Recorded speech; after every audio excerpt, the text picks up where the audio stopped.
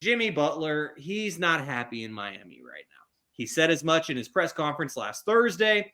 And afterwards, Pat Riley, and this was also so Jimmy Butler, basically, he had the press conference where he said he's not happy, he's not having joy on the basketball court.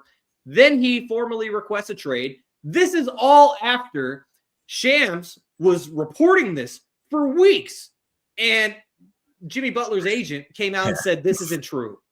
Yeah. What kind of blasphemy is that, first of all? And then the third thing, just which kind of just made this all explode, I guess. I don't really know how to phrase it. But Pat Riley, he suspended Jimmy Butler for 7 games for multiple instances of conduct that's detrimental to the team. And so ultimately, Jaevon, do you think that Jimmy Butler actually gets traded? And how did we end up here?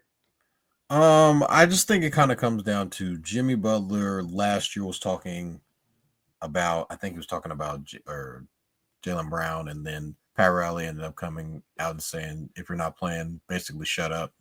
I feel like that kind of started it. I don't think that's kind of where everything is now. I just think they had a chance to extend Jimmy Butler in the offseason, and they're like, let's see where we are.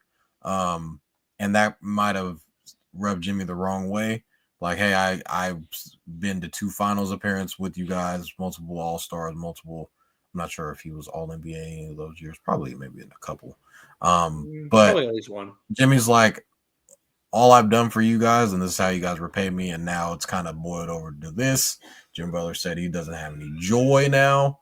So it's kind of a little bit of everything. Pat Riley is a very stubborn human being. So I'm not sure if he does trade Jimmy Butler. He's the type of guy to be like, okay, like if you don't want to play, that's on you.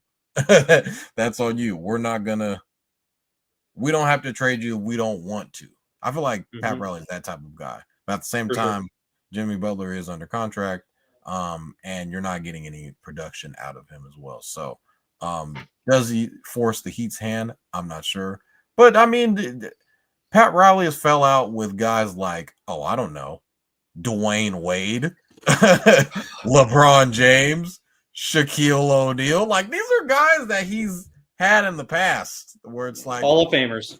Hall of Fame guys. Like, literally, you're probably the best player in franchise history. Let him walk to Chicago. Like, stupid. What do you think he's going to do to you, Jimmy Butler? So, I don't know. I don't know if Pat trades him. I think he just sits on him. Like, hey, man, if you want to pout, all right, you're still on a contract. But at the same time, Jimmy Butler does have a player option of $55 million at the end of this year. So he could have just opted into that and be like, joke's on you. Joke's on. But at the same time, you don't know if you want to extend Jimmy Butler because he is 36 years old. It's pretty old. Yeah, that's a good point. And I think you nailed it when it came to Pat Riley. He's like, you know what? You want to go to war? I'm not the guy to go to war with. And if Jimmy Butler were to be traded, I feel like the best destination for him is Phoenix. We just saw Phoenix. They benched Jusuf Nurkic. They benched Bradley Beal. Bradley Beal is making $60 million a year to come off the bench. Like that is crazy. That just does not make sense. So the Heat, they would not want Bradley Beal's contract in return in a trade. So it would have to be a 3-team trade.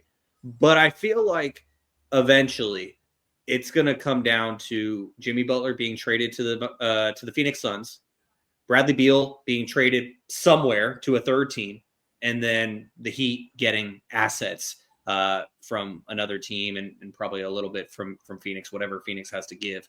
But it'll be interesting, and we will continue to talk about it here on Stats Over Politics. But we are coming up on 2.5 hours, so it's time to go. Toddy, thank you to you for sticking with me on this long episode. I appreciate you. I appreciate Sophia and Mako for bearing with us here on this long episode. Luckily, we started tonight at 7 o'clock rather than 8:30, so it's not 11 p.m. right now. But it's time to go. Any closing thoughts, Toddy, for the audience? John Cena's on a farewell tour. I thought he retired already. What's going on with that? I thought he retired already. Nah, he came out at it was Money in the Bank last year, and that was his announcement to say, 2025 will be his last year. So he's going to be basically full-time for the entire calendar year of 2025.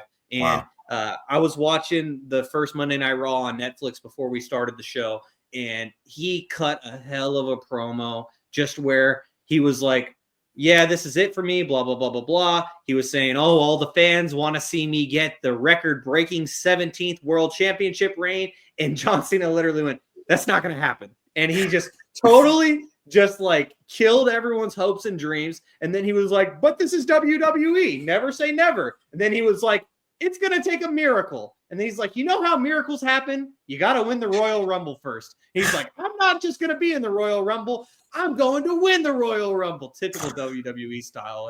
And John Cena is my all-time favorite from my childhood. And this is still a WWE fan to this day. Shout out to James. Shout out to Julian and all of our other friends who still watch WWE to this day. And Toddy, I know you're a little bit of a casual when it comes to WWE, still checking it out from here and there. You'll send me something on Instagram and you'll be like, what does this mean? But yeah, man, John Cena, my all-time favorite. I'm going to miss him, but at least we get a bit of a farewell tour just like Kobe. And yeah, WWE scripted, but so is all of your favorite television shows. And so I'm going to enjoy it. I know a lot of other people are going to enjoy it. Shout out to John Cena. It's been a hell of a career. And that's going to do it.